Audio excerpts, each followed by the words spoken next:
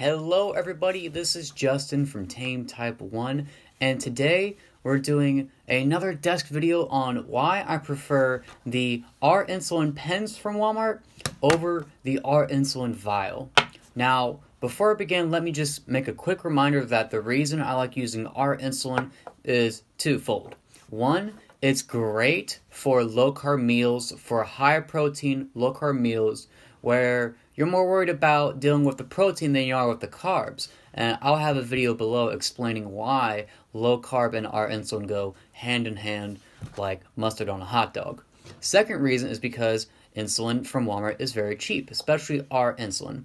Now, R-Insulin from Walmart you can now get in two kinds. You can either get in the 1,000 unit vial, or you can get a 5-pack of 300 unit R Flex pens. Now, these cost very similar. The R-Insulin vial is $25 and the 5-pack of Flex pens is $45.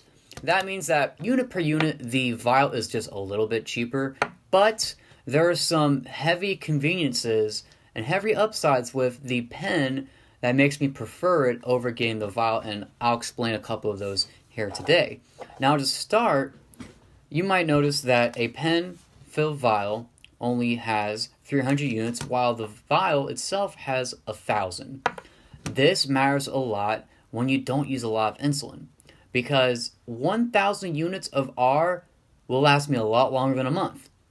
And, you know, I use my R insulin more than a month, let's be honest. I'm not just going to let it go to waste, but I do find it getting cloudy, and I end up having to throw a good half of it out before I'm done with it, because it's just getting to the point where it's not trustworthy.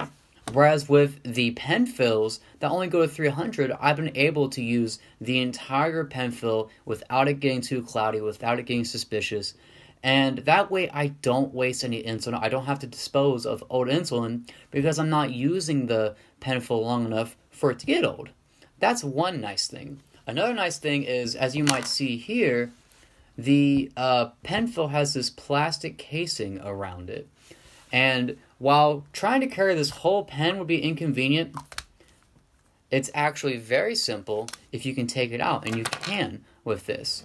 Now, I like to remind you that I don't actually use this as a pen. I don't put a needle on top and then inject it into myself. Just like with the vial, I actually use this as an insulin vial with a syringe. I draw it out and inject myself with the syringe, or with the pen tool I've shown before, because I just don't like the accuracy, the slowness of the pen. It's just a lot better with a syringe. So I use it the same way either way, but with this, it has its own unique little shell. And once you can get the vial out of the pen itself, then it acts as a really nice carrying case. Not just for this, but for other vials of insulin as well. I have a Humalog Quick Fill right here that's using the exact same plastic casing that's on this from a different pen, and it fits it just fine. Now let me explain, before I get into further detail on that, let me explain how you can actually get this out safely. Because there's a wrong way to do it and a right way to do it, right?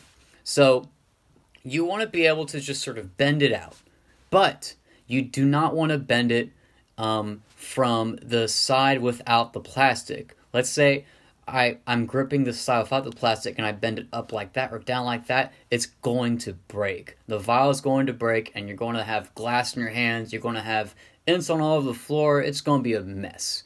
What you need to do instead is to grip it by where the plastic is, where the numbers are showing, and then tilt up and tilt down from there.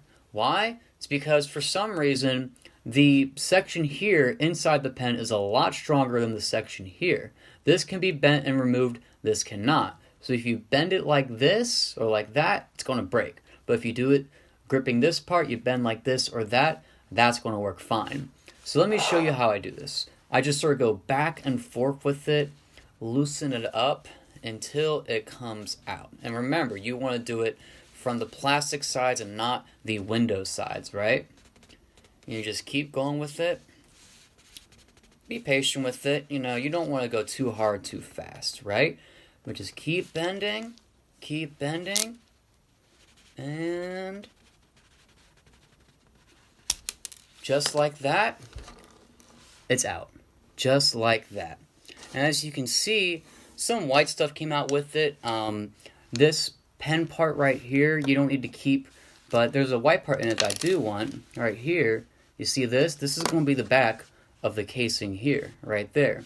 So now what you can do is, if you want, you can just put this on like that, and now look at that.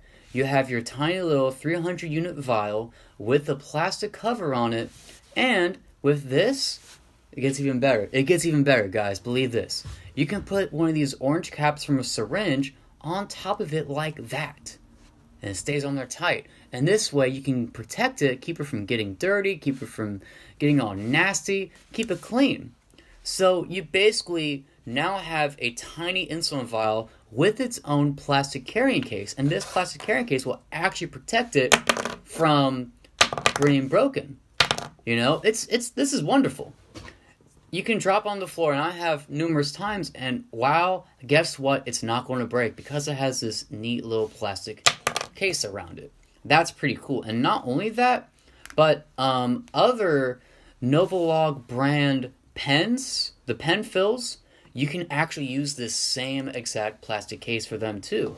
I have this Humalog pen fill, for example, that I use the plastic case from a Novolin R Pen fill on, and it works just the same. It fits well, and that way I'm able to actually have multiple cases for my pen fills that I can carry around with me on the go without having to worry about possibly losing 1,000 units of insulin. So that's why I prefer using the pens over the R vials, because it's more convenient. You can take out the vial and use it as its little to-go case, and you can use the plastic case on other pen fills, not for Lilly. Lilly ones are too big, but for other Novolin brand pen fills, I know that's for sure, you can fit in these just fine and have carrying cases, little protective cases for your pen fills. Make sure they don't break. That's all I have for everyone. Keep taming that type 1.